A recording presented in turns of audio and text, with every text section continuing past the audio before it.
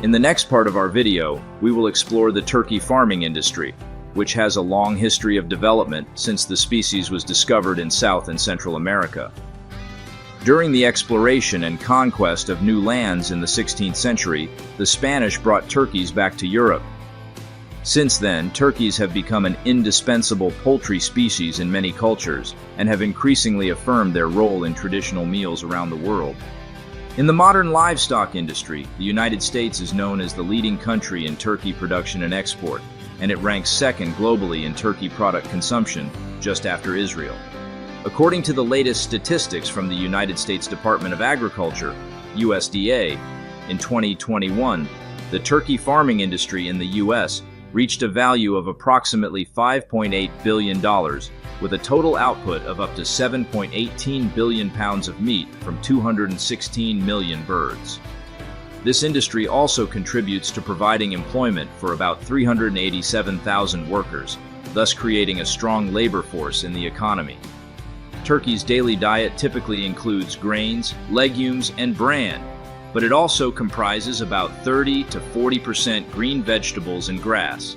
This explains why many turkey farms prefer to let the birds roam on grasslands or keep them in spacious coops, allowing them to forage naturally. The process of producing turkey eggs begins with the fertilization of the eggs from the hens, which usually does not occur naturally and requires human intervention through artificial insemination at farms. The eggs to be incubated must meet certain standards before being placed in incubators, where the temperature must be maintained between 99 to 101 degree F and the humidity around 50 to 55%. Turning the eggs from 3 to 5 times a day is a critical step to ensure the uniform development of the embryo within.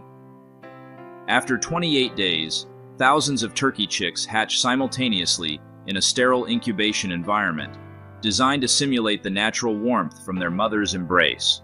At turkey farms, animal welfare is always prioritized to ensure the healthy and sustainable development of this poultry species, as well as maintaining high-quality products for the market. The process of raising and caring for turkeys from the early stages until they reach market weight is a scientific and detailed endeavor, requiring high precision at each step. Newly hatched turkeys are placed in a strictly controlled environment with appropriate temperature and humidity to ensure optimal health and safety. At about 4 to 5 weeks old, each individual is thoroughly examined to assess their health and adaptability to farm conditions. During this period, partial beak trimming is performed to minimize the risk of conflict and injury as they grow. Feeding plays a central role in turkey development. Initially, they are fed finely ground food for easy digestion, later transitioning to crumbled feed as they grow larger. The total amount of feed required to raise a male turkey to over 30 pounds can reach up to 80 pounds. This process demands a continuous supply of high-quality feed and clean water to ensure strong and uniform growth. Regular health checks are essential to monitor development and detect any early signs of illness. These observations include weight, behavior, and other health indicators. Female turkeys generally take about 14 weeks to reach a weight of 15.5 pounds, while male turkeys need about 18 weeks to reach 38 pounds. At the time of dispatch, millions of poultry are transported to processing plants where they undergo modern slaughtering and processing procedures. This process begins with transportation in mobile cages, leading to the preparation area where experienced professionals handle the birds. Every step strictly adheres to food safety standards and quality control. Finally, turkey meat is processed into high-quality products, serving as the centerpiece at Thanksgiving meals. These dishes not only offer delicious flavors, but also symbolize unity and the joy of enjoying a meal with family and friends.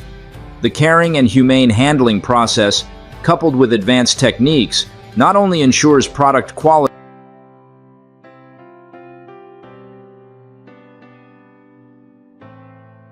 The mouse deer, also known as the Asian mouse deer or Vietnamese mouse deer, is a small species of mammal belonging to the deer family, primarily found in dense forests and vegetation in Vietnam.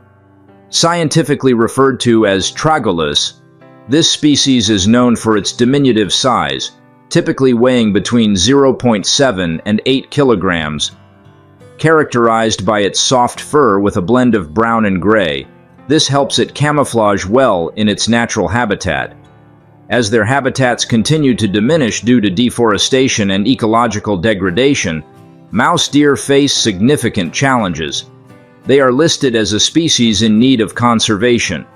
Conservation efforts are being undertaken to mitigate the negative impacts on their numbers and distribution in the wild.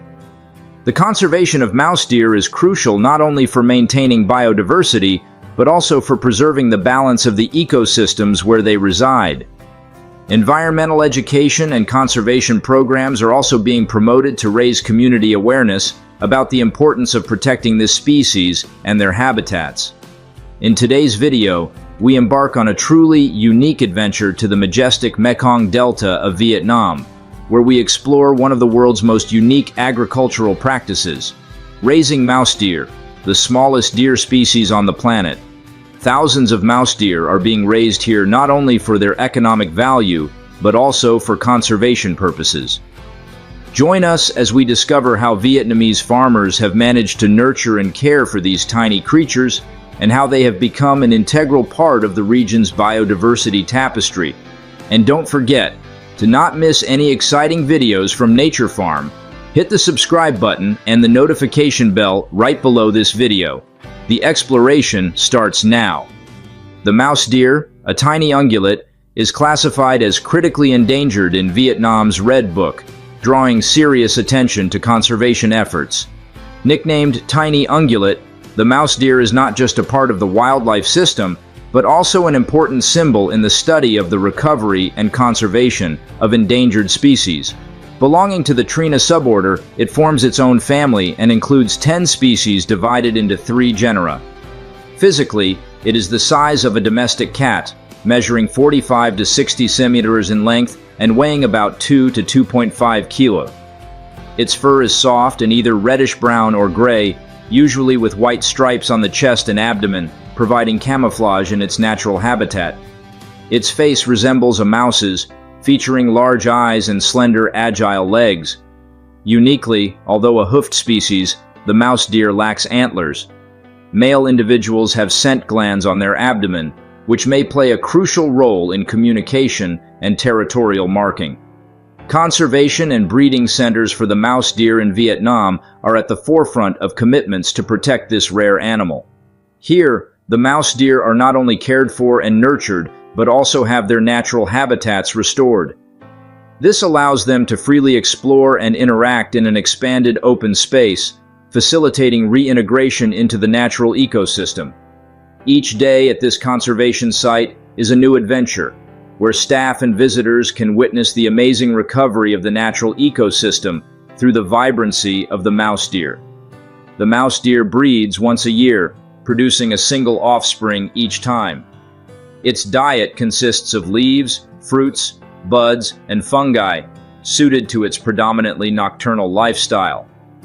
Despite its small size, the species can easily climb, jump, and sprint, but is quite shy and tends to hide when threatened. Its lifespan ranges from 10 to 15 years.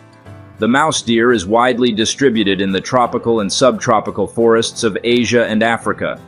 However, it faces a severe extinction threat due to habitat loss, hunting, and wildlife trafficking. Commitment and conservation efforts from the community and organizations could be key to protecting and restoring the long... Feral hogs and coyotes have emerged as significant threats to agriculture in states like Texas and Florida, posing serious challenges for farmers.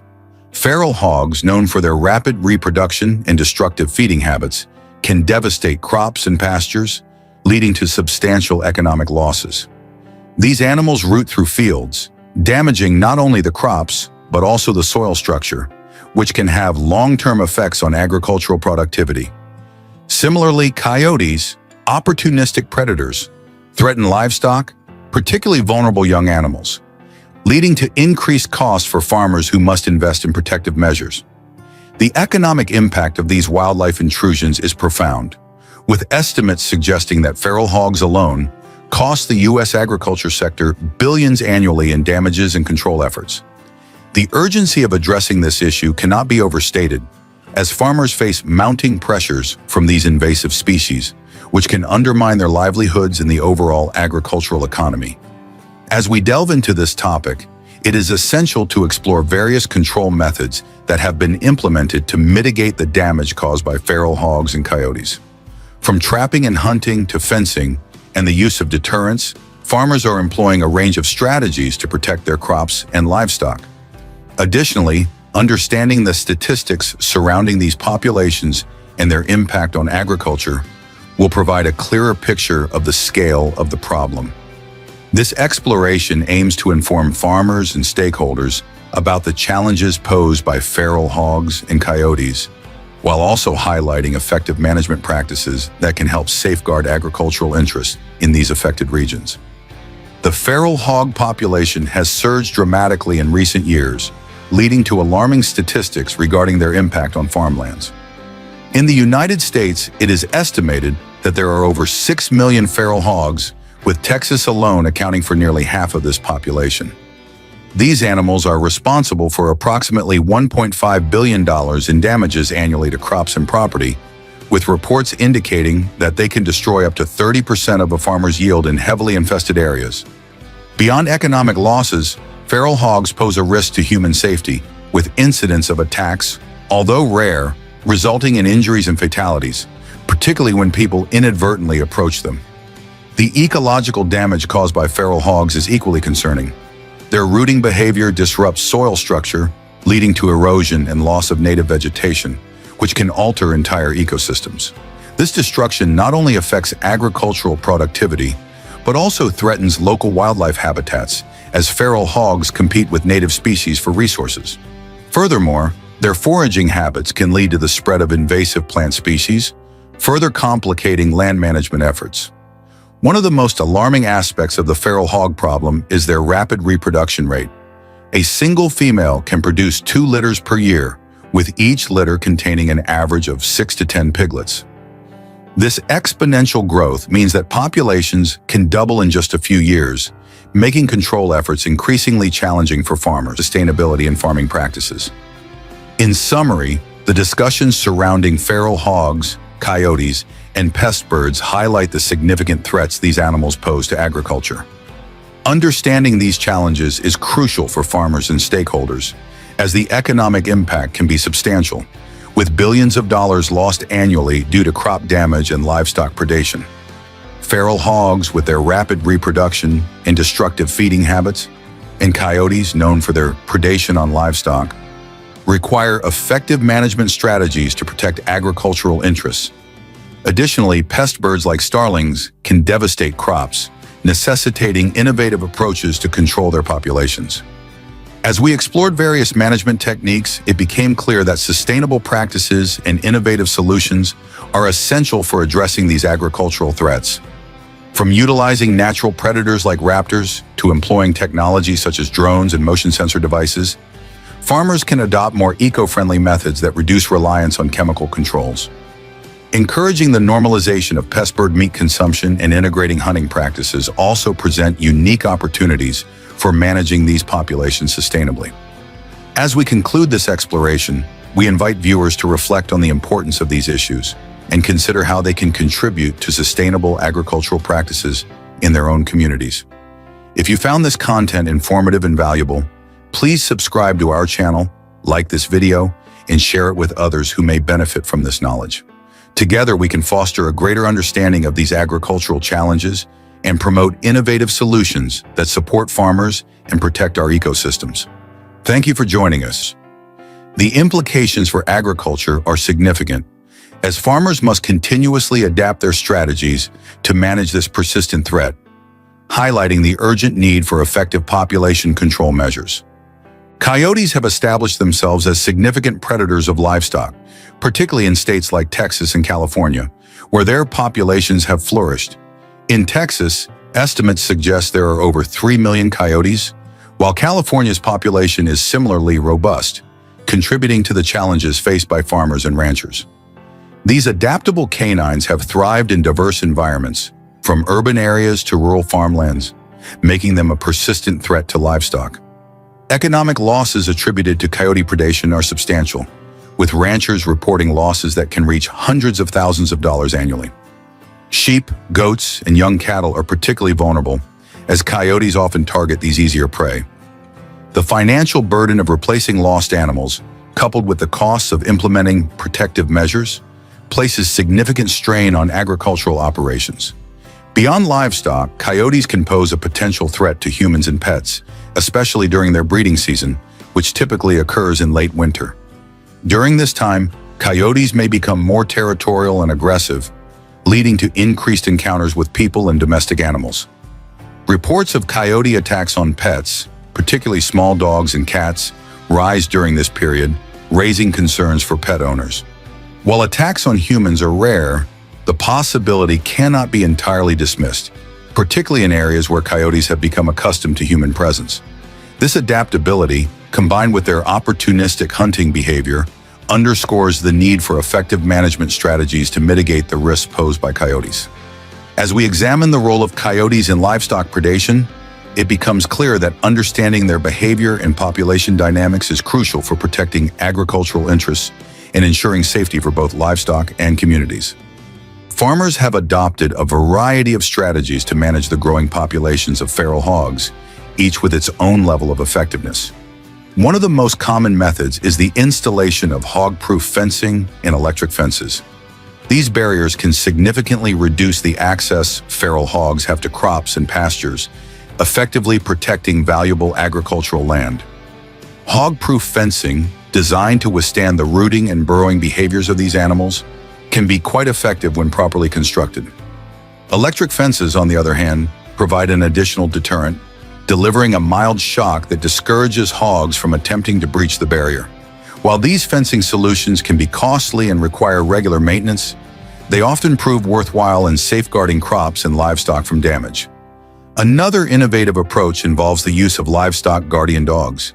These specially trained dogs, such as Great Pyrenees or Anatolian Shepherds, are effective in protecting livestock from feral hogs and other predators. Their presence alone can deter hogs from approaching, as they instinctively guard their territory. This method not only helps in reducing livestock losses, but also promotes a more natural and humane approach to managing wildlife interactions. Additionally, automated traps have gained popularity among farmers as a means of population control. These traps are designed to capture multiple hogs at once, allowing for efficient removal of individuals from the population. Equipped with sensors and remote monitoring capabilities, automated traps can be set to operate without constant supervision, making them a practical solution for busy farmers.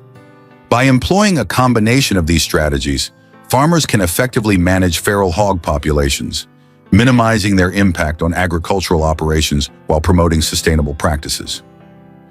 Advanced methods for hunting feral hogs and coyotes have emerged as effective strategies for controlling their populations and mitigating the damage they cause to agriculture. One of the most notable techniques is aerial culling, which involves the use of helicopters to locate and eliminate feral hogs from the air. This method allows for rapid population control over large areas, making it particularly effective in regions where traditional hunting methods may be less feasible. Aerial culling can significantly reduce hog numbers in a short period, helping to alleviate the economic burden on farmers.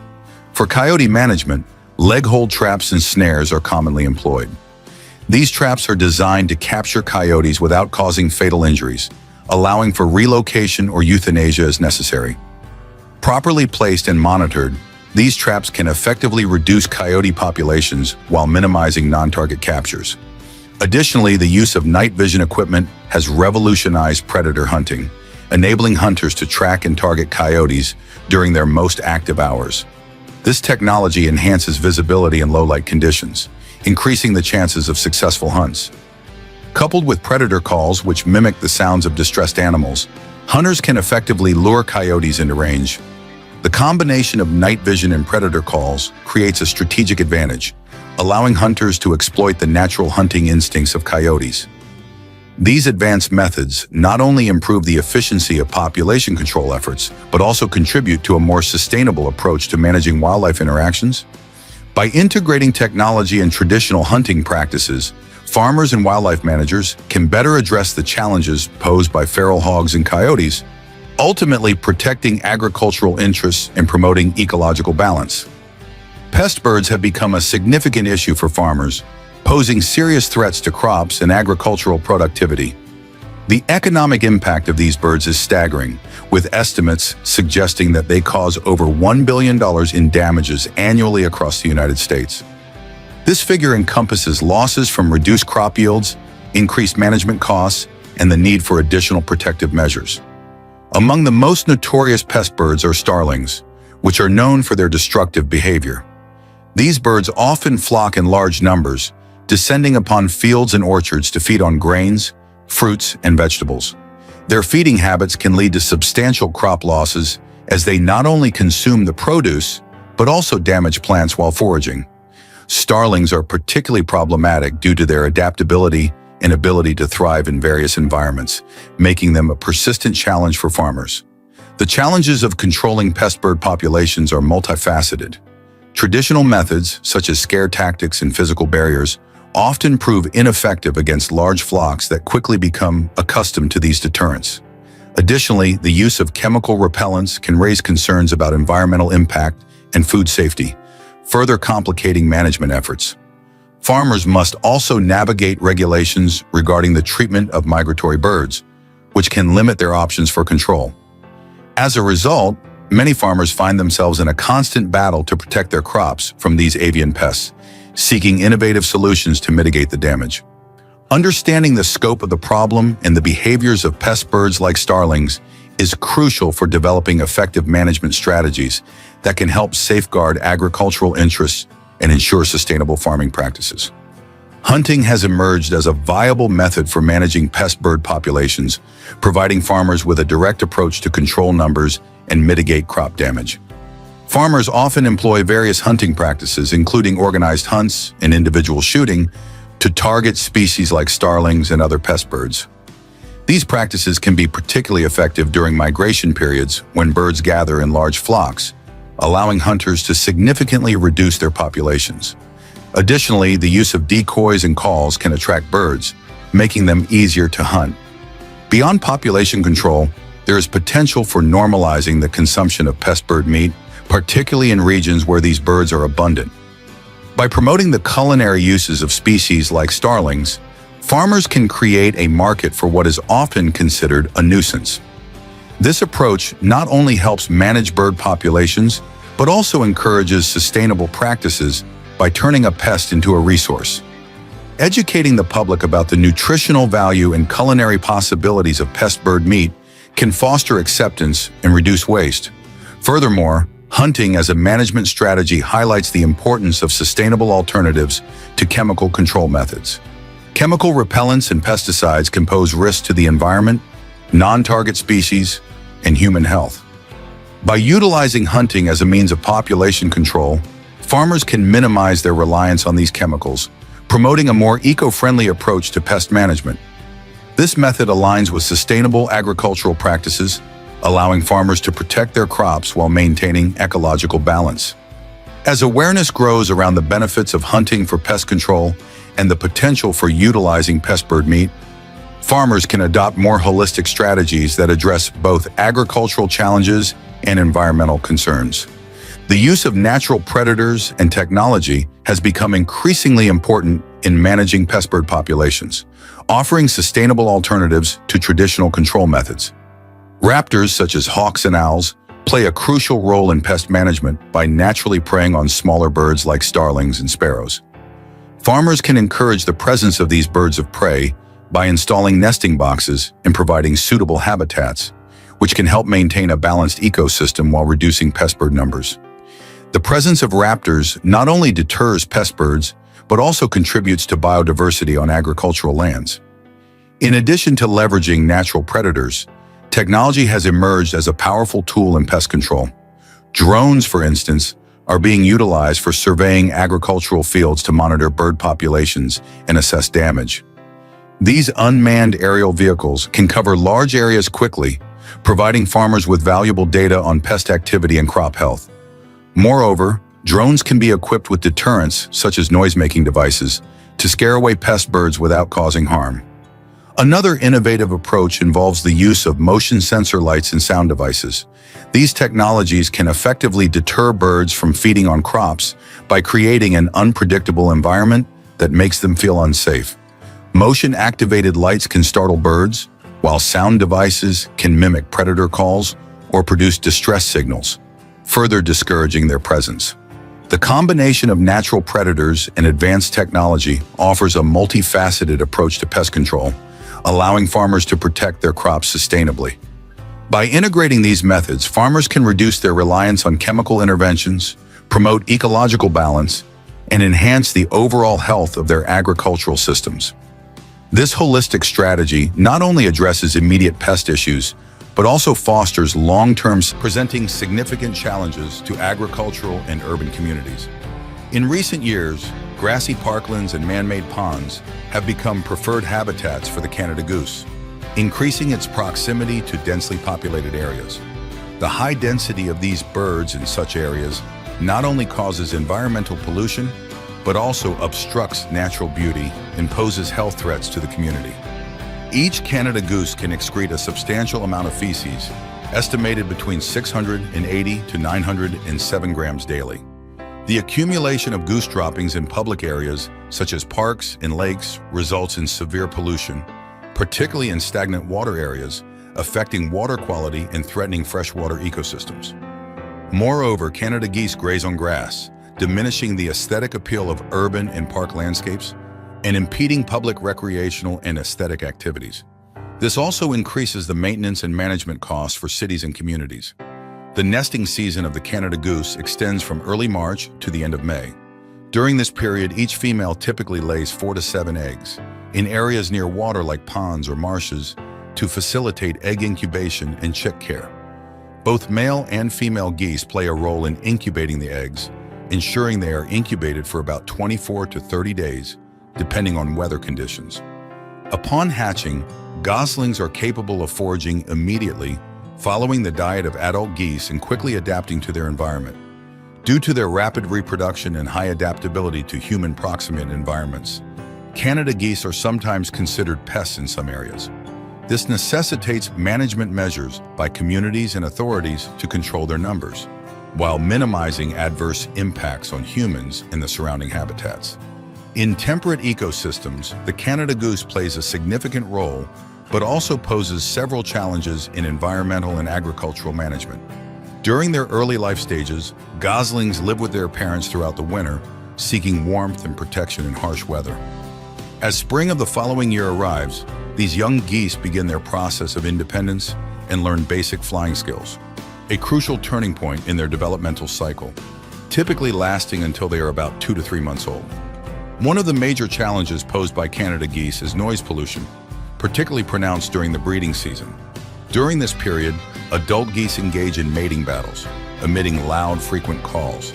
This noise not only disrupts the tranquility of local communities, but can also cause significant discomfort to those unaccustomed to the regular presence of geese, especially in September and October. Annually, as the cold season approaches, thousands of Canada geese begin their impressive migration southward to avoid harsh weather conditions. During migration, they often stop at open fields, using them as rest stations to seek food and rest before continuing their journey. The presence of these large flocks on fields can pose significant challenges for farmers, particularly those growing grains, as their fields can be severely damaged by the geese. In this context, allowing controlled hunting in the United States has become a widely supported management solution. This requires strict adherence to legal regulations and limits set by professional hunters. Hunters often use decoys and wear camouflage outfits to attract geese, then use hunting guns to carry out the hunt. Another opportunity for intervention is the molting period at the end of September and early July each year, when geese temporarily lose their ability to fly. During this time, some charities in the United States have undertaken the collection of goose down, which is used as raw material for products such as jackets and blankets. The goose meat obtained can also be distributed to needy families, alleviating food burdens and providing a nutritious protein source. These strategies not only help minimize the impact of geese on agriculture and the surrounding environment, but also provide economic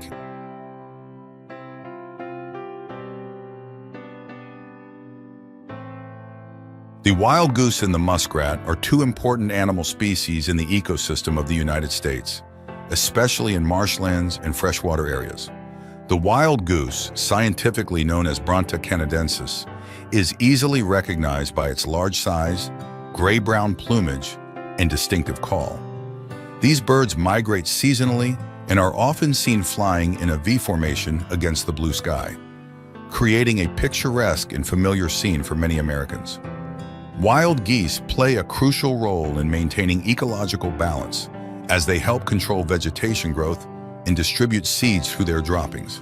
The muskrat, also known as muskrat, is a rodent that primarily inhabits marshes, lakes, and streams. Muskrats are excellent swimmers and typically build nests from grasses, reeds, and mud. They primarily feed on aquatic plants and small animals such as snails and fish. The presence of muskrats can significantly affect the structure of marshlands and the distribution of plant species. Wild geese and muskrats are not only symbols of biodiversity, but also vital components in sustaining the marshland ecosystems in the U.S. The complex interactions between these animals and their environment clearly demonstrate the tight connections in nature, and they also serve as a vivid testament to the need for protecting and maintaining marshlands and the wildlife that inhabits them. In today's video, Nature Farm invites you to join us in exploring a unique challenge that American farmers are currently facing: how to manage 10 million wild geese and marsh rats that threaten their crops. From ecological measures to innovative solutions, let's delve into how farmers are protecting their precious agriculture. Stay tuned to see if there is any method that is both effective and environmentally friendly. Don't forget to subscribe to our channel and hit the bell to not miss any videos from us. Now, let's start our journey of discovery. The Canada goose, scientifically known as Bronta canadensis, is one of the most common wild bird species in the United States and North America. Currently, its population is estimated to be between 5 to 7 million individuals in the U.S. We will visit the state of Louisiana in the United States to learn about a particularly controversial and challenging rodent for ecologists, the nutria, also known as lucia. This species is large for a rodent, with an average weight ranging from 5 to 9 kilograms. Nutria primarily inhabit coastal wetland areas, which provide abundant living conditions and food sources, especially in the southern United States. Classified as an invasive species, nutria can severely damage local vegetation, threatening the balance of wetland ecosystems. According to the U.S. Fish and Wildlife Service, nutria are extremely efficient breeders. An adult female can produce between 6 to 13 offspring per litter and is capable of having 3 litters in a year. This reproductive strength allows the nutria population to rapidly increase, posing a significant threat to the ecosystem. Today in Louisiana parks, many nutria can be seen, often fed by visitors. However, wildlife experts warn that this can rapidly boost their numbers, thereby harming the natural landscape and ecosystems. Nutria pose numerous environmental problems due to their feeding and breeding habits. They can destroy wetland ecosystems by consuming native plants, reducing biodiversity, and affecting water quality. Nutria eat the roots of plants, causing soil erosion and degrading wetland areas, which can lead to reduced water filtration capacity and decreased flood protection. Furthermore, the growth of nutria populations also impacts agriculture as they damage crops like wheat, barley, and other plants. This not only causes economic losses to farmers, but also increases the costs of controlling and preventing their spread. To manage this invasive species, methods such as trapping and hunting are widely used. A notable initiative is that local authorities offer a $5 reward for each nutria killed. Hunters need to cut the tail of the nutria after capturing it and bring it to a designated place to claim the reward. Managing nutria in the U.S. requires a combination of control strategies to address the problems they cause to the environment and agriculture. Aquatic traps are widely used to reduce their numbers, with designs that capture nutria without harming other species. To protect sensitive areas, constructing physical barriers like fences around agricultural lands can prevent nutria from damaging crops. Additionally, promoting natural predators such as alligators and birds of prey